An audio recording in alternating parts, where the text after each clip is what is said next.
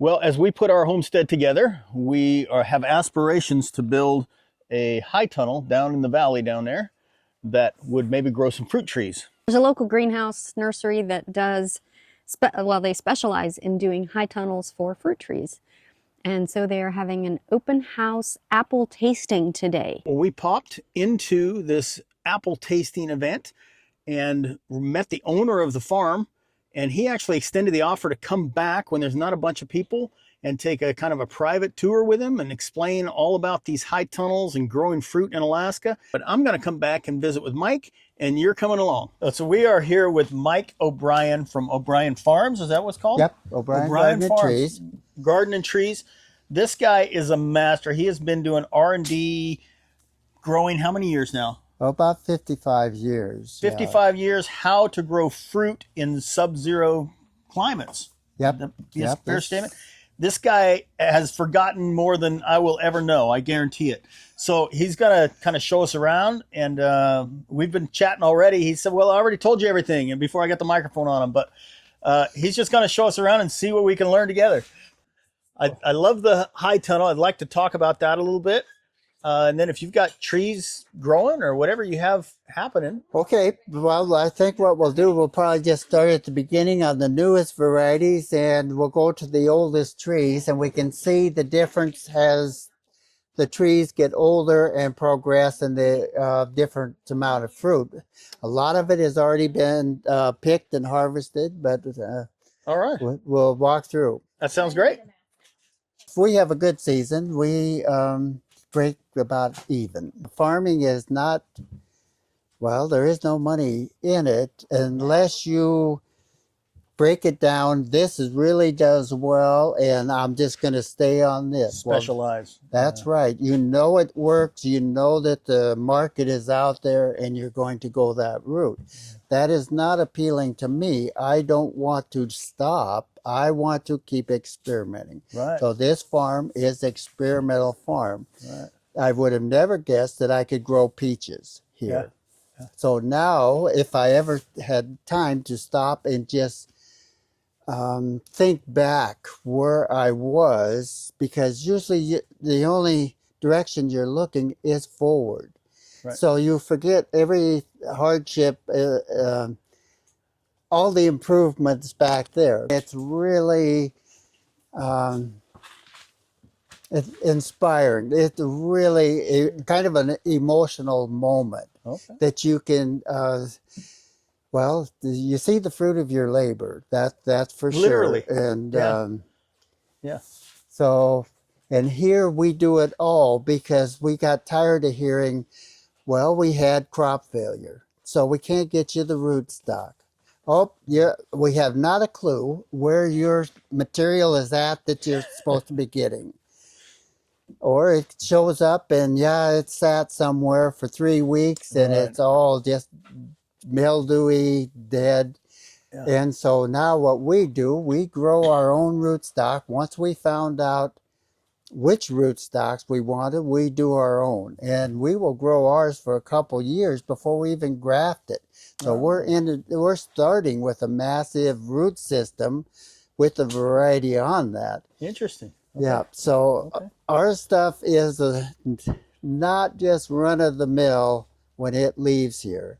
Wow. And the only guarantee I give you is that you left with a live tree that was showing great promise. I don't know what you did with it, but this tunnel here, this is our main tunnel, and it's 30 by 96.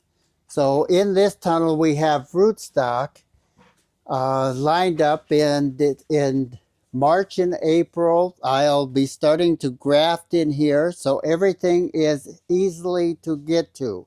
All of this stuff will be laid down, covered up for the winter, and then we'll just come in here and we have our wax, so we'll heat the wax, go ahead and just start grafting all the different trees up. What we try to do is in all the tunnels we'll have the trees so that we don't have to go out and trudge through the snow to get the scion wood, the part that we put onto the rootstock. Okay. And that just makes it so much easier because it's not beneficial to the trees to be out there with the snow around them, taking off the branches. So Mike has got the root stock for the trees, and he sells these trees that they have tried and true. The ones that they don't sell, the ones that fail. They sell the ones that work. No, and we only do the best because we're a fruit growing farm. So we want people to come here to try all the fruit, and that's what all the tastings are about. So that when they buy the tree, they're not taking a guess. They're not going to Home Depot or Walmart to buy a tree that they really, in most cases, on the wrong rootstock that won't make it here, or at least won't fruit here. We have a very short growing season of about 3 months and a low temperature. As you go up the state, you have more growing degree days. It's hotter. If, for an example, you could grow, well, say the plums. You could grow the plums outside in Fairbanks. We do not have enough heat units outside to do that. We can keep the tree alive, but that is really not what it's all about. You want the production of that. Okay. And tell me all the different fruits that you grow here. Well, we started with apple and pear, and then we added on plums, apricots. Then that worked so well, we went to peaches and nectarines, sweet cherries, and of course pie cherries and apples are very hardy, so they work outside. Okay. We are testing varieties here that are hardy enough on the sweet cherries to be outside, so that'll be our next big introduction. The varieties that can make it and fruit. And of course, sweet cherries are your earliest. They're coming on right when strawberries are in the. Okay. So yeah, that is a very doable, especially in the high tunnel. Outside, you'd still be easily in our margin of time because the pie cherries will ripen outside on a good year, and sweet cherries are a week to 2 weeks ahead of pie cherries. And that'll be tart cherries. Here you can see where we've grafted. And the tape part is where the graft was put in. We cut the top off of this rootstock, which was a tree. And then we put on this piece of scion wood. And you can see it had 2 or 3 buds. In this case, it's 3. 1, 2, 3. And that's the new tree. So anything that happens below this tape, we remove because that's energy just lost that would be happening for the variety that we put on. So you take all these branches off down low. Yep. Okay. And what kind of tree was this that you started with? That would depend on where this tree is to end up. If this tree was an outside, we would be going with the full seedling because they just are the most vigorous and strongest. So when we put a tree outside, we want it to have really a strong root system that extends out because it's going to have to be strong enough to buffet all the winds and the conditions out there. If we put, if these are for the high tunnels, greenhouses, then we can put a dwarfing rootstock on them. And by doing that, it's plenty hardy in here because, like I said, we are different zoned, warmer conditions inside here, and that we can do less pruning. The key thing here is how much time do you have? If you've got to spend all your time pruning, well, that's just not what we want to do. We want to minimize that as much as we can. So when the intent is to put the tree in a high tunnel or a greenhouse, then you're planting a tree that's going to be dwarfed a little bit. It's not going to. That's correct. Yeah. Yes. Okay. So that was the whole idea of the rootstock trials, was just to find what would work and what worked the best for us. And most of our stuff is either Canadian or Russian for rootstock in that. Okay. Okay. And those ones are so similar to our conditions that we're almost guaranteed to work. And of course, the other part of that is we still want to go with the best flavors. So we're not just trying to get trees to survive here. We want the best fruit Excellent. trees. Yeah. Yeah. Well, not much sense in growing a fruit tree that doesn't taste good. That's right. So the whole thing is a big test, and like this is very much an experimental farm, and I like challenges, and it's Yeah. probably a good thing that I'm an Irishman because I just really, And you've been doing this 55 years? yeah, 55 years. yeah. So of course Mike just told me he's turning 80 next year. Is that right? That's right. Yeah. Wow. Okay. What's the temperatures here in the wintertime? A minus 30 would be about the extreme that we Okay. see. And those trees survive outside in minus 30. Oh, yes. Yeah. In the ground, I mean, generally you have snow, but the ground is one big mass, and so it works just fine. Okay. Which trees have to stay in the high tunnel in the wintertime? The high tunnel ones would be more your peach, nectarine, apricot, plums. Okay. The things maybe with a softer shell on them. Yeah, how it breaks down is the larger the seed, which we get the peaches, we'll call that a stone, but it's still a seed. Yeah. The warmer it needs to be. So you could take apple and pear, small seed. They're the hardiest. Okay. And then it goes to cherry, a little bit bigger, Yeah. and yeah, so on. So as you get to the larger the seed, the warmer it needs to be. it is. Okay. Yes. All right. And Excellent. the longer the season needs to be. Longer So, the season. What do you mean right, the season? growing season. growing Here season. we are at 3 months. Well, when we do these high tunnels, it'll give us, if we start in March and we're working here, if it's a sunny day, it's nice and warm in here.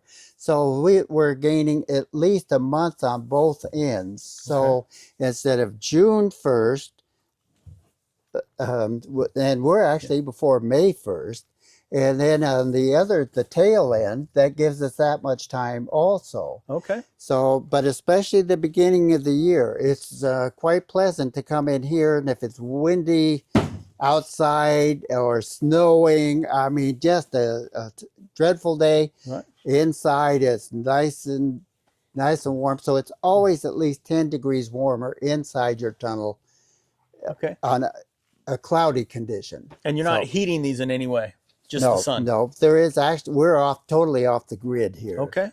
And now you said something about being connected with universities. Yes, we've connected with a lot of the universities, a lot of it just by people that come up here that have family members here. They will bring, we have a Cornell University, a director, her sister lives here. So then she came by, and of course then she's seen what we were doing. So she connected me with her breeding program that they had there, and so on. Okay. So connections like that happen all the time because we get so many tourists, and a lot of them are connected with ag, and so pretty soon you're going all over. And if you take a globe, that is a really good thing. And you take and you spin that globe, and you get your spot. And then you'll know the other ones where you're at the same northern latitude where the connection should be. So it's not how hardy is something. You want something with a growing length that's similar to yours. Right, right. Now, the high tunnels, we've found that varieties, say in Western Washington, they'll ripen outside at this date. Well, we are the same date and can ripen them inside in the tunnel at that date. So that was very useful for us because then we knew, okay, even in the high tunnel, is this variety of fruit, is it worth even trying or too late? So when we started, we went all the way to Granny Smith on apples. Okay.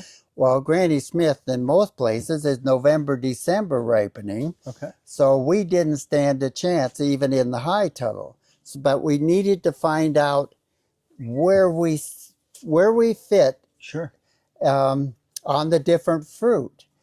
So the best thing is you have a bunch of kids and then they remember better than you, and a lot of them specialize and are much better at certain things than I am. So when they come, I mean, and they're always here for the fruit tastings. Okay. Before the fruit tastings happen, because we always have so many new varieties that we have never tasted.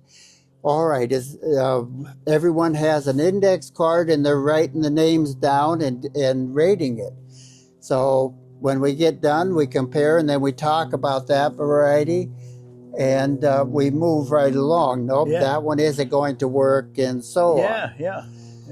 So that's what if you have the advantage to put knowledgeable people around you, and all of my children have the finest taste buds. I mean, they know what quality is, and through the winter months, that was kind of a bad thing because they didn't want to eat any fruit from the store that had to be brought in. Right. They were so used to the fresh, crisp, right off the tree ripened fruit. Yeah. So, but I hear that a lot about people that come and bring their families here for the tasting.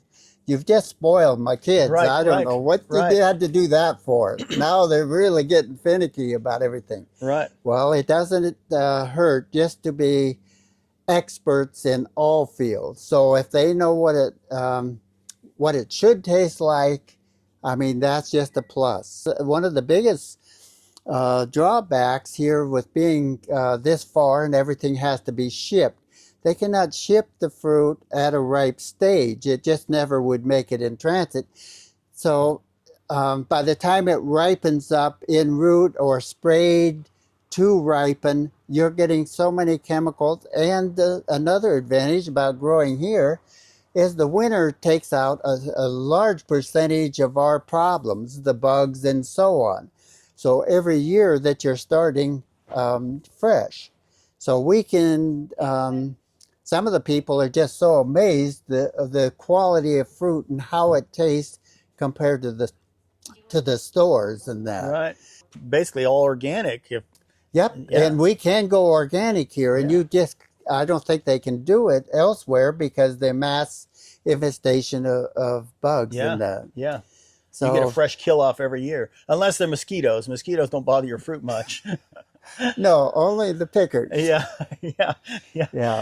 This one here, this was an experiment that was new this year for us, and it was what we did is we had a grow bag here, and we put 5 onions in it. And because we had the room in the newer tunnel without so much vegetative growth that we could get some sun to it, we put these out on the outer edge. So we got a longer season, a warmer season, of course, being in the high tunnels. And this is the size of onions that we could produce. Wow. And over here, this is just showing the seed pod. So we've left enough. These should have been broke down so that we ended up with a larger bulb, but we left enough of the different varieties of onions to go ahead and start seeding out in January for next year's harvest. All right, here's how we're doing it. This is really a nice way to display your onions and also to hang a few of these in your kitchen. So as you need them, you could just take and cut one off and then the rest stay there, and then you just use up this. It's also a great way to dry your onions and to cure them. So this is really worked out well. It's an attractive way to market them, and we will be at the Harvest Moon, and these will be going to that. So Mike, he grafts these trees and he sells trees and he sells fruit, but it's all, well, it's available to you if you want to come get it, but he's not looking to get into the shipping business. That's correct. We just don't have the manpower, and at my age, that would almost be a process in itself, an undertaking, and we're so branched it pays to be diversified, but you can only take it so far with a limited amount of people. And so that's where that is. I don't, too late to make the million. I didn't do it so far, so I doubt another year or two. Maybe the next generation, you never know. But if you are in Alaska, or if you want to drive up from North Dakota to get these trees that are specifically grown, I don't want to say designed, but they've weeded out all the bad ones, and these will grow in this climate. That's right, yep. And we're continually working on it. It isn't like we thought we knew everything, because we never get to that point. But anything new that is really 5-star out there, we will attempt to bring it in, and from all over the world. So we're trying to get the best of the best.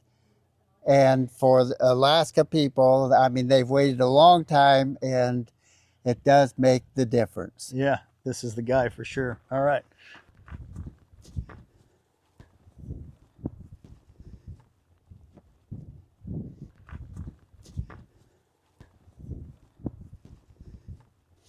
What we have here is a bunch of root divisions off of cherry. Now, this is a very vigorous variety, and so what we've done, we've grown them in the bags, and we will actually put our tart cherries right onto this and use this as our rootstock, because it is so vigorous. And we have a cherry that came from the Eubank farm in northern Maine, right on the Canadian border, and it has lasted the trials of time. And so we were fortunate enough to have friends everywhere. This friend sent us the wood, we grafted it, and so a little later we'll see what has been put on this and what the trees look like. Okay, so this is a rootstock that grows good outside. Is that right? Absolutely. And then you'll take this rootstock, you'll trim all these lower branches off, and you'll graft on a different, right, a different variety of cherry. Okay. And if this one will actually produce cherries, but it'll take 5 years, and it's not that productive. If we go ahead and graft it, we can get the fruit in 3 years and then be continually more productive. And so it just shows it's a really fine rootstock, super hardy.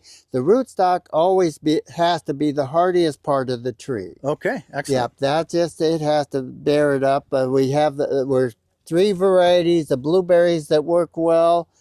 And so generally what our trees for outside are outside. We don't spoil them in the high tunnel. We want them to adapt and to get acclimated. Okay. So that's just it. By the time that we grafted this, we have such a good root system in there that the tree just virtually explodes. By the time we prune it back in the spring, because in the spring you could do anything to the tree, once it's dormant. And then we'll go ahead and put our varieties that we want on it. All right. And of course we have to stay in the same family now. So we're talking cherries here. So we're going to have to stay with the cherries, prunus, and the apple, of course, has to go to the malice and so on. So we always have to stay to the same family when we're grafting. And we can graft many varieties on the same tree. As many branches as you have could be all different varieties. So if you were in an area where you were limited on the space, you could, and you needed to cross-pollinate, you could have a variety here and a variety here, and they're on the same tree, and there you would get your production. Right. And how many different varieties can you put on a single rootstock? As many as you have branches. Okay. Yeah. Okay. So you can have a variety of different cherries on a single tree. That's right. And you get to the prunus, well, there's a lot of different things in the prunus family. Okay. So you could go with plums and apricots. I mean, you could have a fruit cocktail tree. Right. So, yep. Because I don't think Rebecca and I can eat a whole tree of plums. I mean, that's just... Well, I don't know. There's a lot of really great varieties. I said my Absolutely. wife and I can't eat a whole tree worth of plums, but we would That- probably that- get more friends. Yeah, well, that's true. And you see your family members, all your kids show up at least harvest time. Okay. Now here is showing, this is the Eubank cherry here. This is the rootstock that we just looked at over there, the super vigorous rootstock. And here is the desired diameter. 1/4 inch is where we really like to graft because it's easy to find a piece of scion that's that size. But you can see in 1 year, this was grafted and everything is tagged and has a date. So this was actually grafted late, May 12th this year. Wow. And it grew all this year. It did. Wow. So next year it'll send out its laterals. Some of these have already, and that's where the fruit is going to be. And this will stay out all winter right here.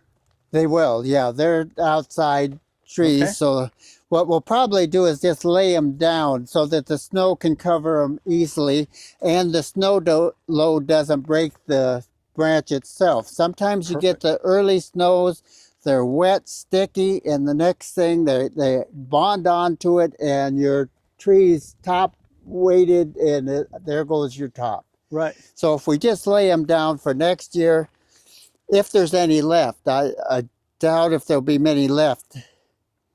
People will purchase them, you mean? That's right. Okay. Now, I saw a thing when I was a kid. It was about strawberry farmers in Salinas, California. Mm-hmm. And when there was a freeze coming, they would actually spray their strawberries with water to freeze them and encase them in the ice. Yes. Is that kind of what you're talking about here? You lay those down, they get covered with snow, or then they stay 32 degrees all winter? Well, they probably won't be 32 because what's going to happen, you're going to get warm periods, cold periods, and so on. Right. The ideal thing is right at the beginning of winter, you'd get a massive, heavy dump of snow. Right. Then you're covered. Then that's going to be a very good, productive following It's year. going to encase those trees in snow, right? That's right. That snow is insulation. Right. So you get 6 inches plus of snow. Well, I mean, It's they're minus almost 30 feel like outside, they're in the it's tropics. 32 inside, right? Yeah, yeah. Around. Yeah. Last winter was a very tough winter for everything. The peonies growers, they were 60 to 90% loss. For us, for the strawberries, which we had covered with floating row cover, we still took a massive loss. So we were probably right at 60% too. Not much snow last year. No snow, and the cold temperatures came early without that snow cover. Yeah. If you remember us driving around on the big lake where there was just solid ice and no snow. Yep. Yeah. So the snow is so important to us.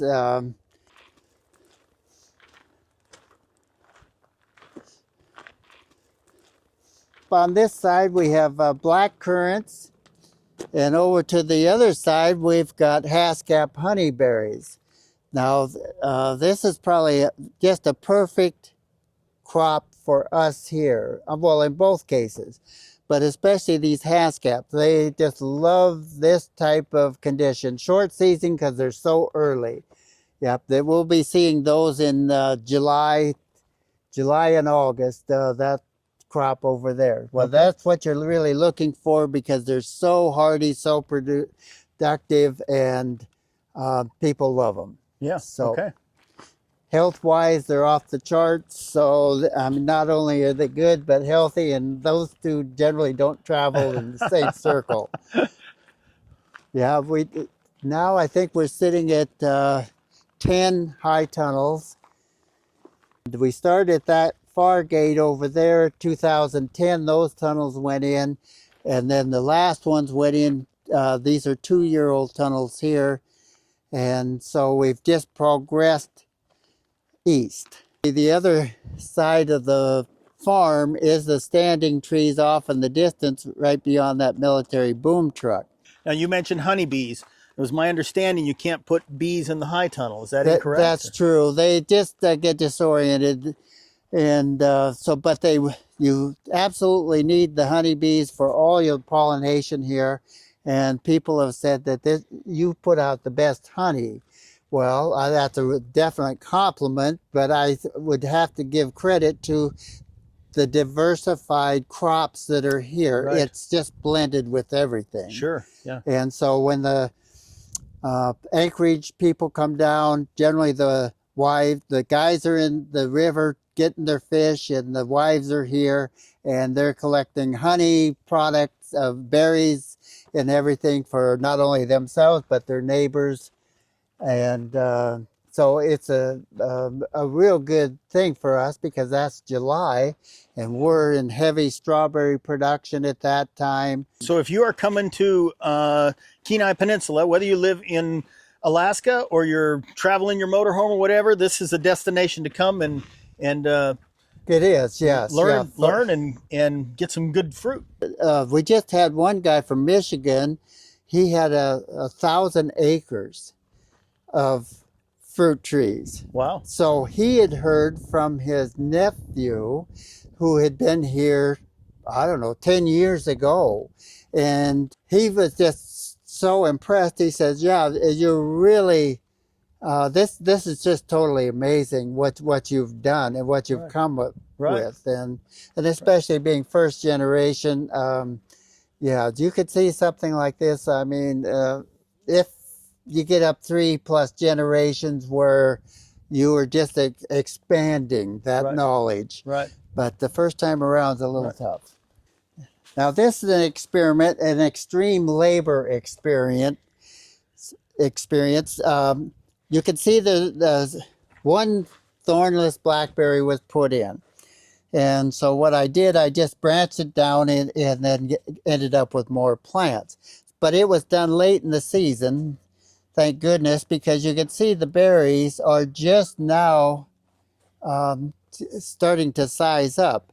So if this had been done early, I would be very concerned and say that this is not going to work. But because it was so late, but in this case, we know blackberries, which we've tried numerous times, will not work outside.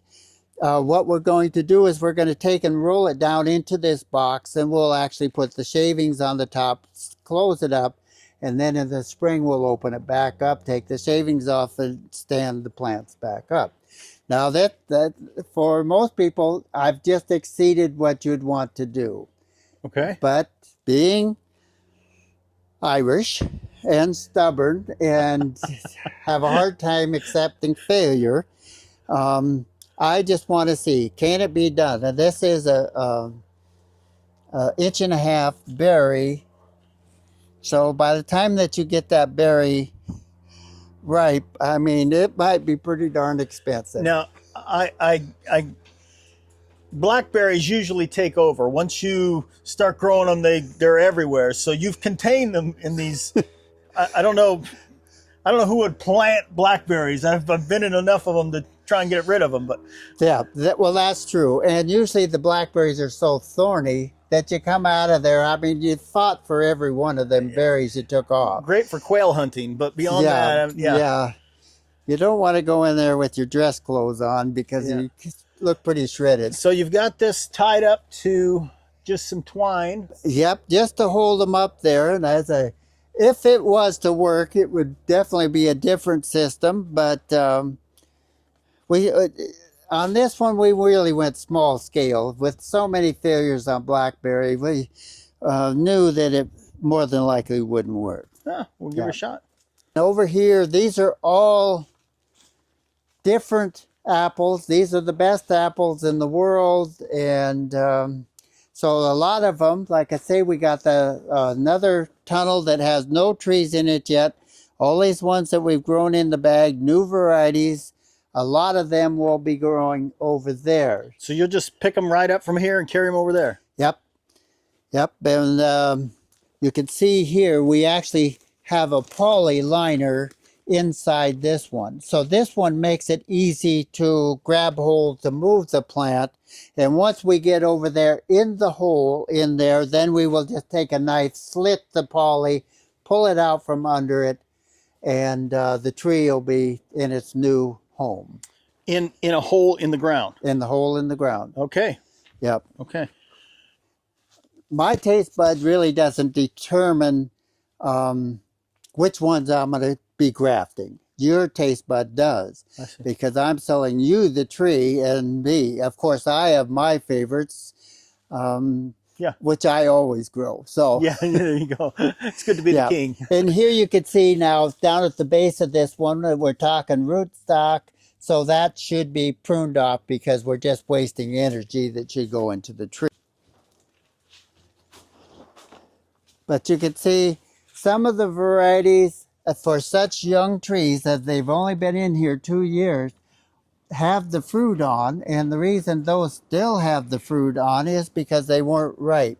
So as I and my family generally go through here, and the workers, we will go ahead and try the fruit before the tasting. And there's no point in putting it out on the table if it is not ripe, because you're just going to give the fruit a bad name. So we want it at its peak. And all of these branches like this is a good growth on here, but it should have been formed long ago onto the branches and actually pruned back. Time, huh? Yeah, it's such a critical factor.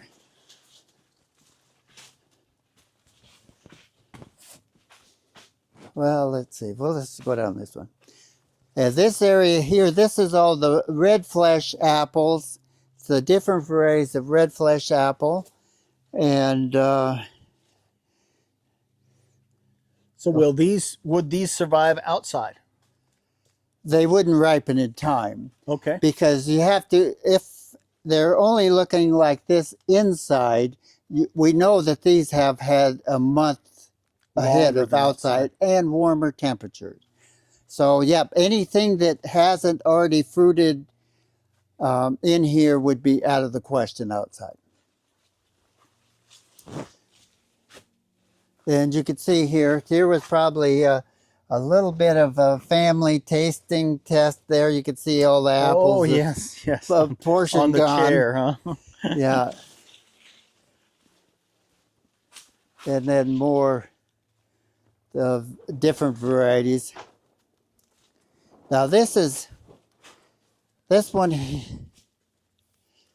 yeah, so you can see now we're stepping into columnar apples. Columnar apples only mean that it just comes up in a column. This is a really good example here. This tree is 11 years old, and it's never been pruned. So it just goes straight up in a column.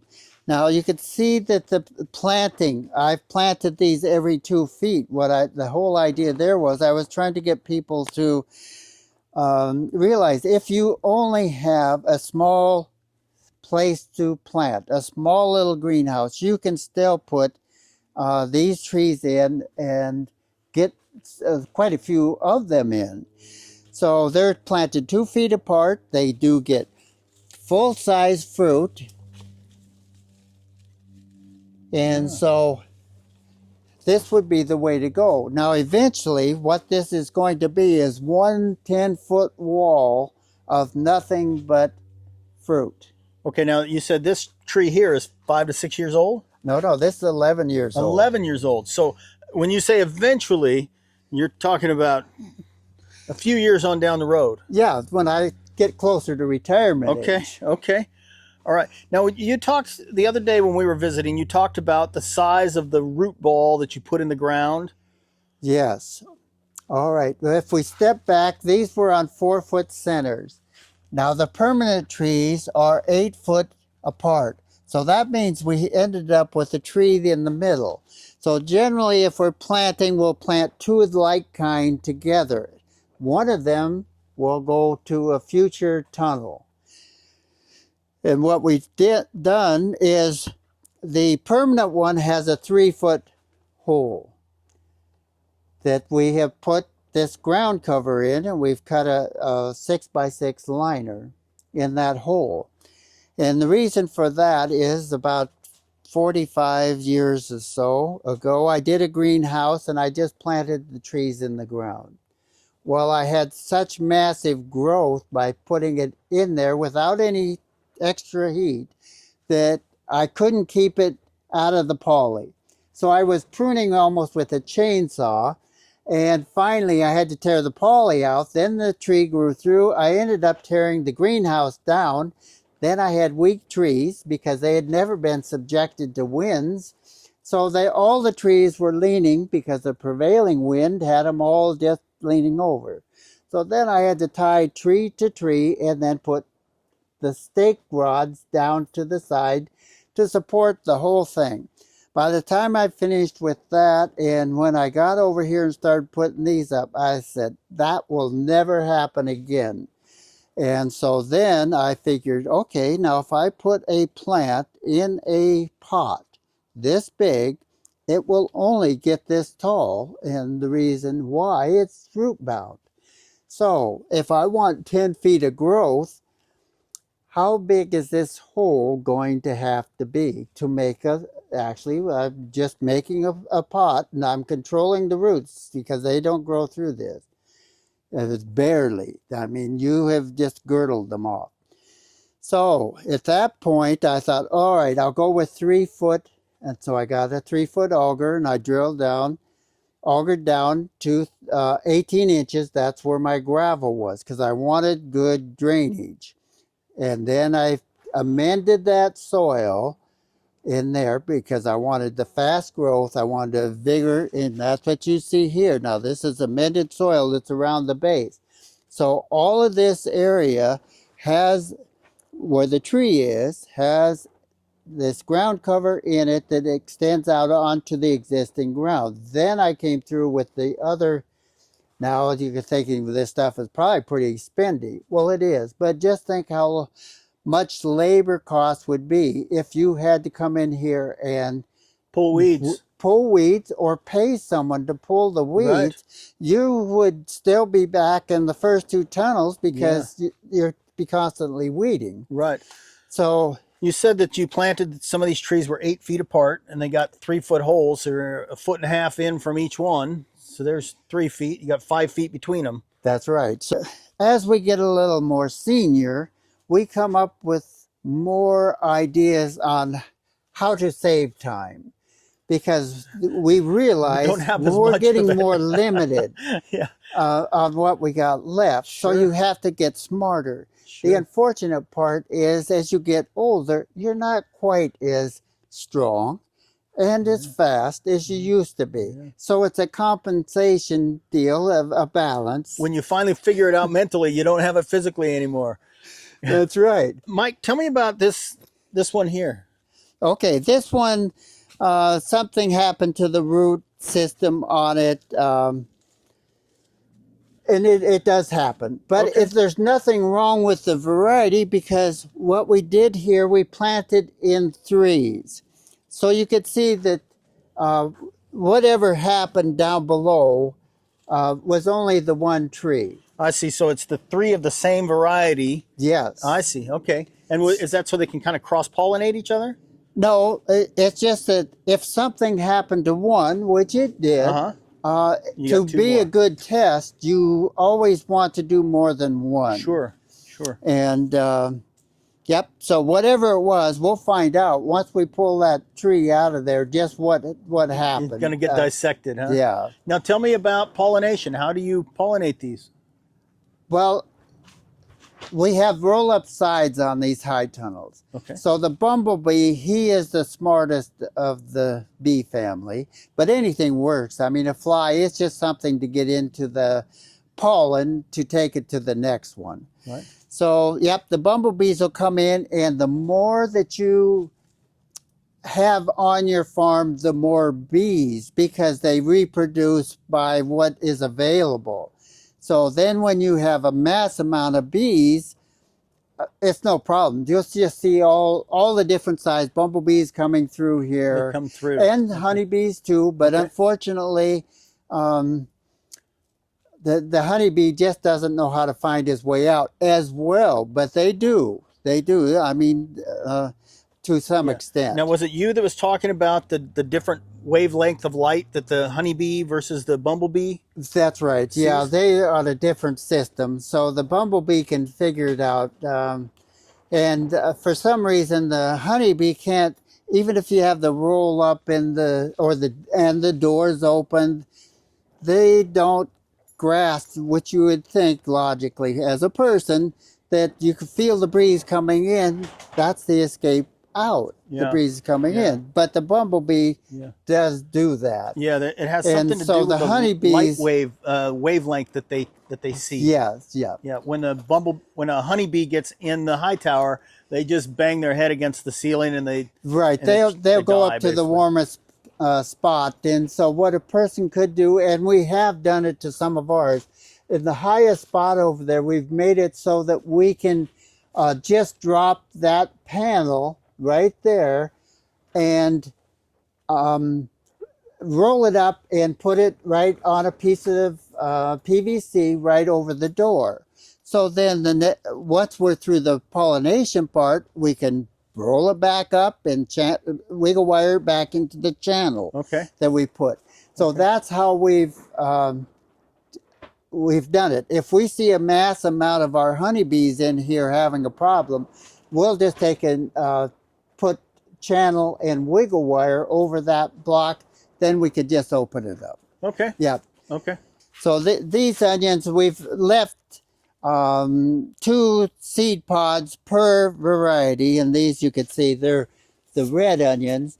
So this is what we'll actually put a bag over the top and let the seeds mature, and then that'll give us seed of this variety to start at the beginning of the year. But you can see when the trees are young, they're very vigorous. And so generally, especially when you only have a couple fruit on a tree, the size difference, I mean, you're really going to max out on the size of the fruit. Okay. Now these, I mean, you've described your system, but is this just not enough time to tie things where they need to be? That's correct. Okay, yeah. Just I'm learning. I'm going to do this at my house. Oh, good. You need to learn I won't this. have enough time at my house either. I got pruners and tires for you. Don't worry about it.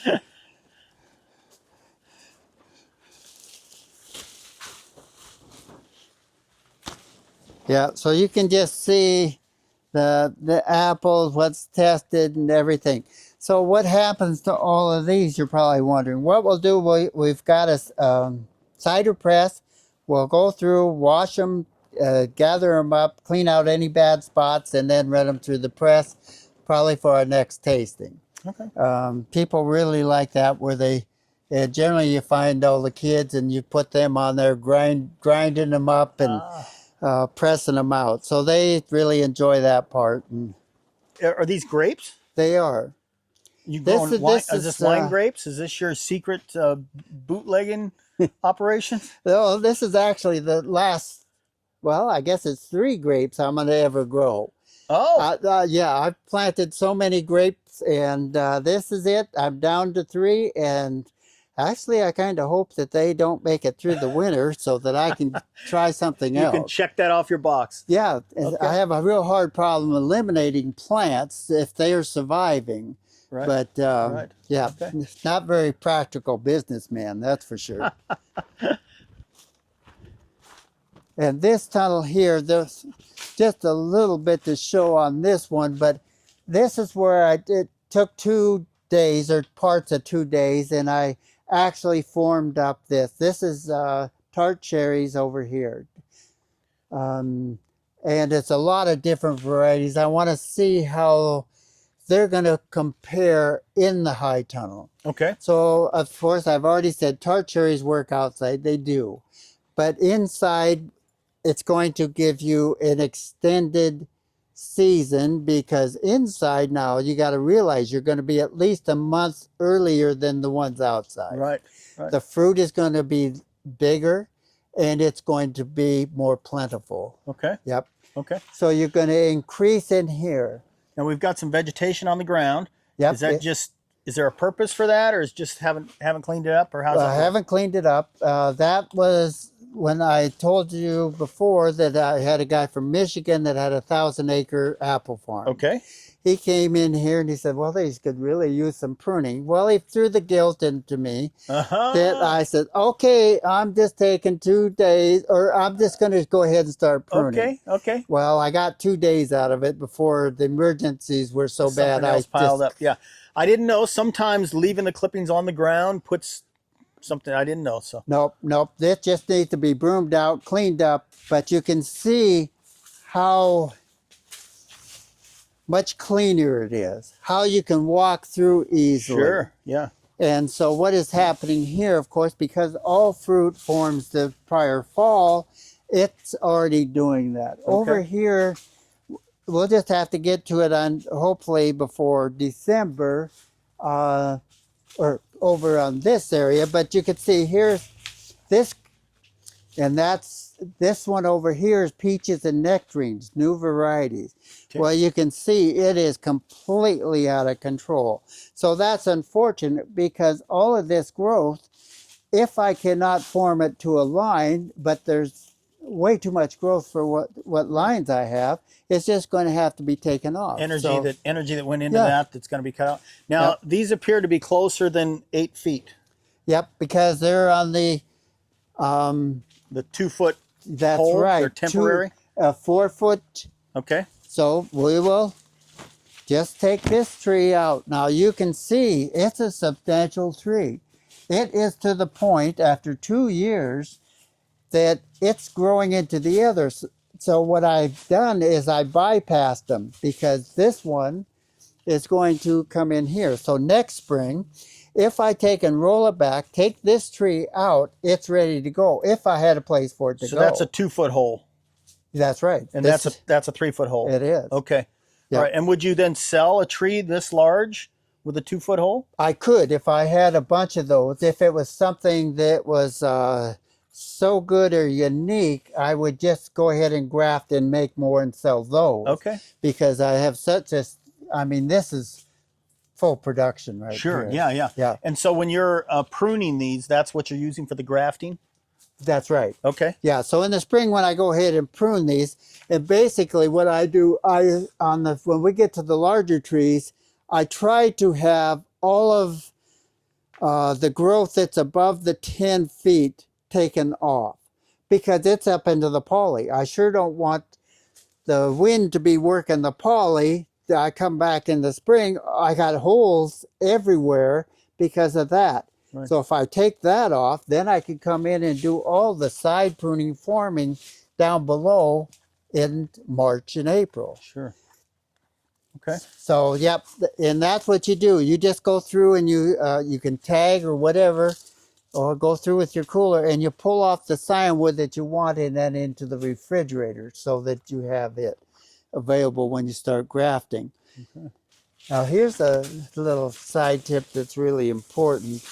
If you're doing sweet cherries, because you have to open these up or it'll be 100 degrees in a hurry once the sun comes out. You want to put bird netting, huh? Bird netting on here. Otherwise, I mean, it's cherries and birds is like a magnet. Yeah. So in between these tunnels, what I've done is I've have 80 feet in between the tunnels. While the tunnels provide some wind shelter for everything that's in between. So this being, we just again rolled out the ground cover, is a much better condition than say over where it's just open vegetation. Sure. We're getting more heat. The sun is coming down. I mean, it's not quite Disneyland parking lot, but it radiates a lot of heat. You're getting the heat twice, once from the top and then the radiated heat coming back up. Okay. So this is highly beneficial, not only for the extra heat, but again, for the weeds. The amount of weeds that be up there in the plants, you can never control it. As you can see, just the little bit of areas that are open, and those continually have to be cleaned out. So this is the outside plants They still benefit from the weed barrier, though. Absolutely. The ground cover, yeah. Okay. Yeah. Okay. And what you're saying is having the high tunnels on either side just kind of provides some wind blockage and things. So you're gaining a little bit there, but here, this is a plum trees on this half, and then apricots on the other half. So in the high tunnel, fruit ripens from the top down because it is so much warmer. And if you were on a ladder and you were pruning, no matter what, or picking, you could feel the temperature change with each step going up. But the fruit will ripe from the top down. Yes, the more heat is up on the top. Okay. So as we go along and look at some of this, you'll notice that the apples or whatever the fruit down below, and these, see, they're still hard. Well, up on the top, the fruit has already been removed. Okay. So, yep, we'll just keep bring it down. Oh, here's a good one. Now, this one here, this wasn't because of the tree failure. This was because we had porcupines in here and snowshoe hares. Now, they decided they wanted to spend the winter, and I was at my other farm, and they wanted to girdle the trees. Well, the snowshoe hare I have to give him more intelligence than I would have, but he learned to use these as ladders to go up the trees because I thought it was the porcupine. I found his hair up on the top. No kidding. So I thought that was quite ingenious. Your trees are going to tell you all of that. I mean, if you're putting out growth like this, your tree is telling you, well, maybe we shouldn't fertilize for next year. Okay. I mean, we're trying to be productive fruit trees, not just growing trees. So that's what you're looking for, that balance, fruit and growth. You want the energy, but you also want the fruit. You know, actually, I'm a pretty good grafter, but I haven't figured out how to clone myself very well because Yes, you that have. would be my Yes, first you have. That thing. would be Mike Jr., wouldn't it? Yeah. Yep. Actually, we do have a Mike Jr. and a Mike the Third. Oh, there you go. So they're all so coming you're doing up. all right at the whole cloning thing. Yeah. Now, here we have Haskap honeyberries. So they're just a wonderful That's a little berry and plant. But the problem is, as you can see, we already have a problem to get down through the rows. Okay. So what would be probably the ideal thought here is to get a hedger and just say, okay, here's the center and 2 feet max. And just walk through here, just, maybe put an overhead in right where you want to end up so that you could just zip right off. Yeah. Now that would be, especially for a U-pick operation like here, that they could get into the berries because this plant is basically useless in the middle. You see, here's all the berries in here that have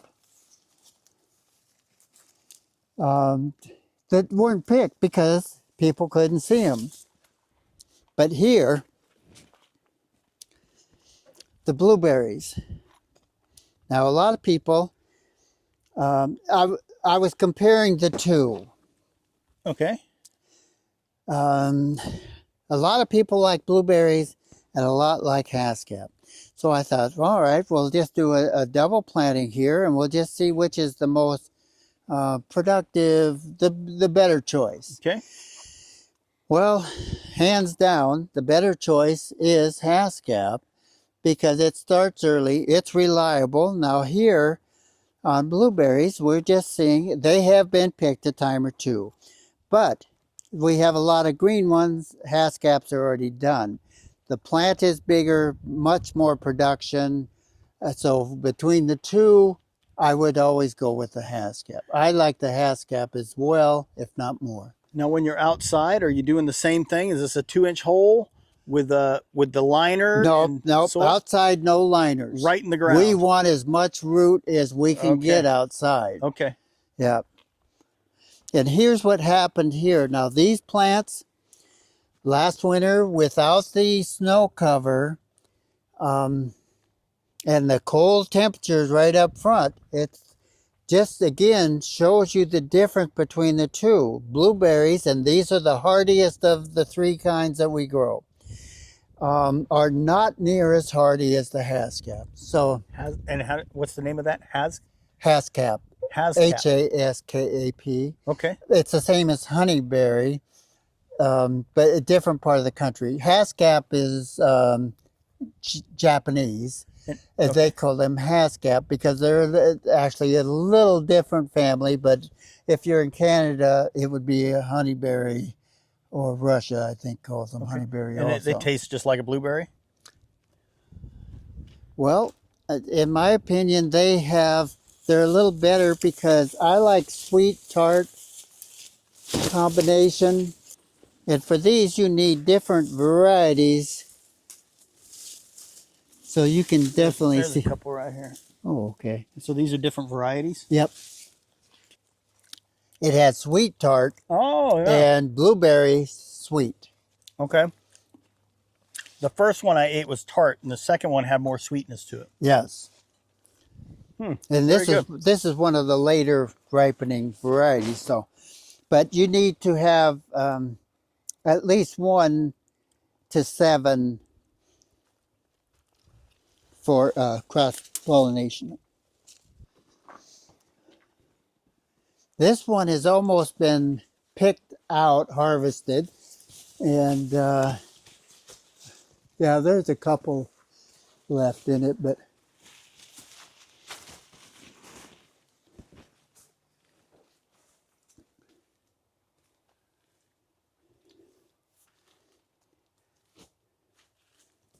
yeah, it was a pretty fair year on peaches. The problem with peaches is they're short-lived, the trees. Okay. So you're looking at 12 years versus an apple tree, 150 years. Well, and you could imagine trying to pull these trees out and putting others in. You're talking major Even with time. the 3-foot hole in the liner, huh? Yes, because, well, the amount of pruning you'd have to do just to get it down to something like this.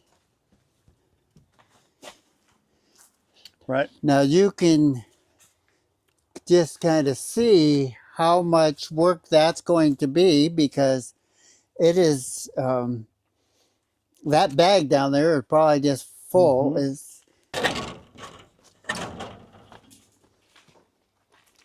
Now this one is sweet cherries. So you can see that it's a jungle. Wow. Now this has been here a while, huh? Yes. Now you notice how dark it is in here. This is not a good sign. Okay. You looking up, you see our upper canopy. It is shading all of this down below. Well, look what's happening down below. It's just like the trees in the forest. Yeah. Once you get, and this is what you're looking for. I mean, if you're doing lumber, but you want a clear base up 50 feet or so, but then not in this tunnel. So it desperately needs some of that Cleaned out upper canopy taken out of there so we can get some sun down here. And this is exactly what's going to happen.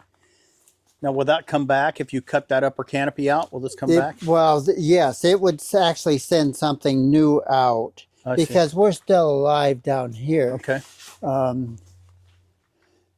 But it's a shame, because all we've done here is made it so we had to get up there with ladders to get harvest what fruit was there. Right. We've lost all the easy picking down here. Yeah. So production is way down when you let now this. I'm seeing moisture in here. What's the moisture coming from? It probably was the irrigation. Okay.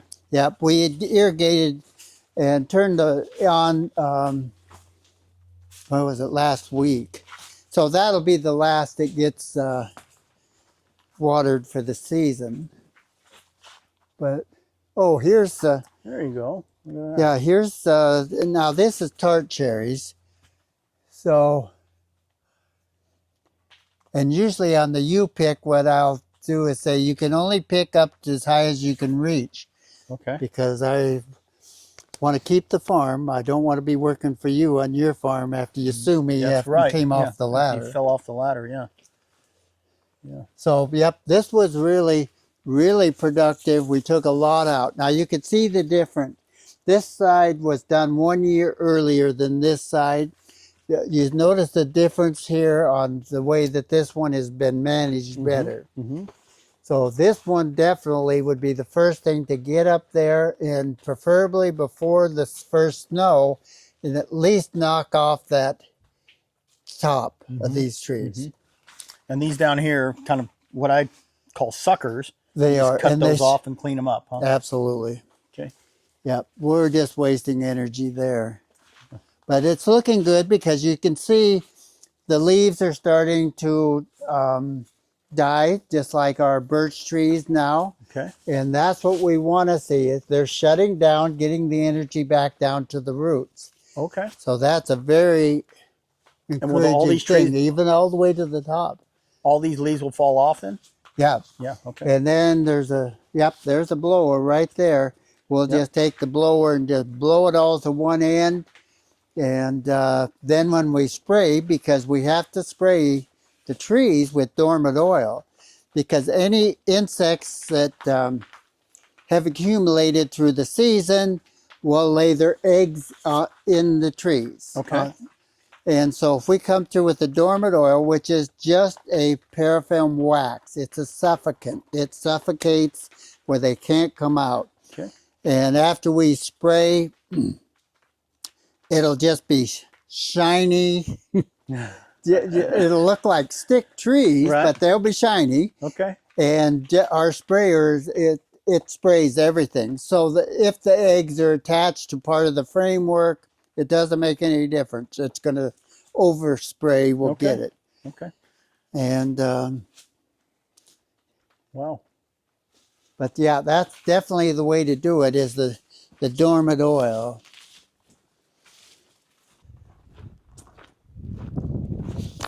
So out here you can see without that snow insulation and the cold temperatures, how much we've lost. And actually a lot of this has been put back in. You see, here's a mother plant, sent out its runners, so we took and put a pin and brought it over and let it root back into the holes. Okay. So trying to restore as many plants as we can.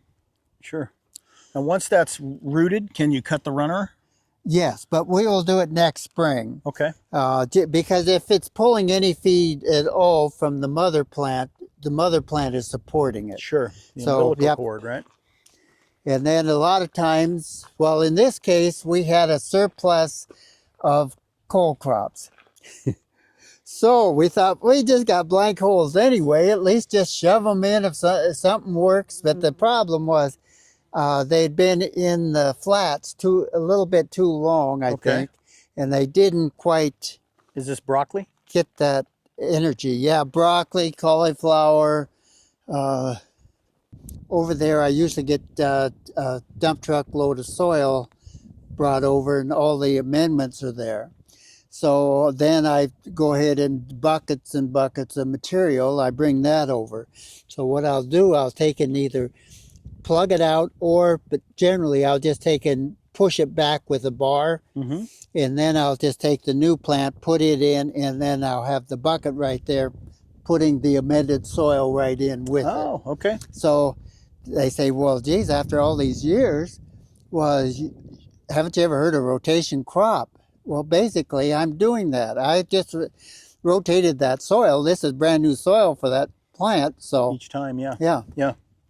Yeah, that's why they rotate a crop, to get different nutrients, but you're putting nutrients in anyways. Yeah. Now that's one of the reasons for these shavings here, is so that the plants can, over here. The runners don't find a home. Yeah, and they'll... they'll root into here. Well, they're still being supported by the mother plant sending nutrients to them as they see this one here. Right. There it is. Oh, there it There's is. the new root. Yeah. So if we just put it back in there. And then in the spring, any of the holes still like this, all we have to do is cut it off because it'll have a good root system at that time and put them in the blank holes. Okay, in the spring. Yeah. Okay. In the valleys, there's always more snow. Okay. So this is pretty safe. As you raise a hill type deal, not quite as for sure that you're going to have plants. Sure. So, but yeah, they're down in the shavings there. The shavings insulation in themselves. Here we're using wood compared to soil. Right. Yeah. So these were the first 2 tunnels. These are only 24 by 48 tunnels. Okay. And so we wanted to find out just what was going to work. Well, what happened, it all worked. And so then we thought, let's go to a bigger size, and if we can, keep 1 type of fruit per tunnel. Per tunnel, I see. Yeah, Okay. just made it easier. But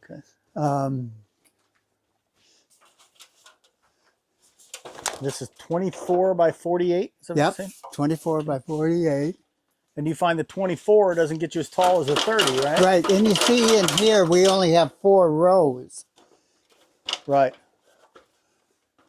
So with the 30, we can get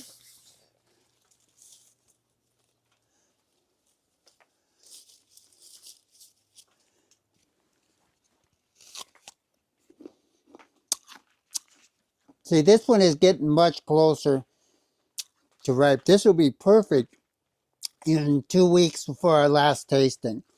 We'll have more size, more juice, but it's nice and sweet at this point.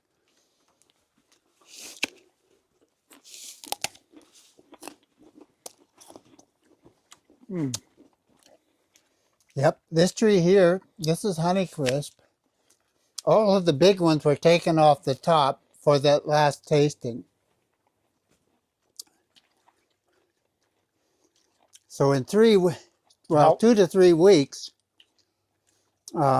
these will have some good size to them and be a lot juicier and rate higher than it did, for sure. How old is this tree? It's 2010, and the tree was probably 2 years when it went in. So 17 years. Yeah. So that takes us from 2010 back to the existing time. That's it's quite an adventure you've got going on here. It is, 54 years of trial and error. Yep. And then we started down over the hill, so all of that was accumulated knowledge to bring us back up here. So it's just a continuous thing. It's quite an adventure, though. It really is. Mike, I want to thank you so much. You've been an absolute pleasure, just a wealth of knowledge. Well, it was fun. Wrap this up, and we, of course, are looking to get one of these high tunnels. Maybe not as long, but probably a 30 by 48. Okay. I think it's just my wife and I, you know, and all the new friends that we would get when we started growing fresh fruit. But well, that's right. If you did a 96, 30 by 96, you would just get more friends. More friends. I don't know if I can have more. We'll see. But thank you so much. You've been an absolute pleasure. Oh, it's my pleasure. Thank all right. you. So you can get trees from Mike. You can buy fruit from Mike. We'll make sure there's a link here in the description. And if you are local to Alaska, he has people that come all the way down from Fairbanks to pick up trees that are, you know, specifically developed to grow in these cold climates. That's right. Stop me if I'm saying very something wrong. unique, coming from somewhere else that no one else has. So yeah. Or if you're in North Dakota or Michigan and you are having problems growing fruit trees, this guy knows how to do it. You just got to get up here and get his stuff. That's right. Yep. Jump a plane. All right. Thank you so much. You're welcome. Bye.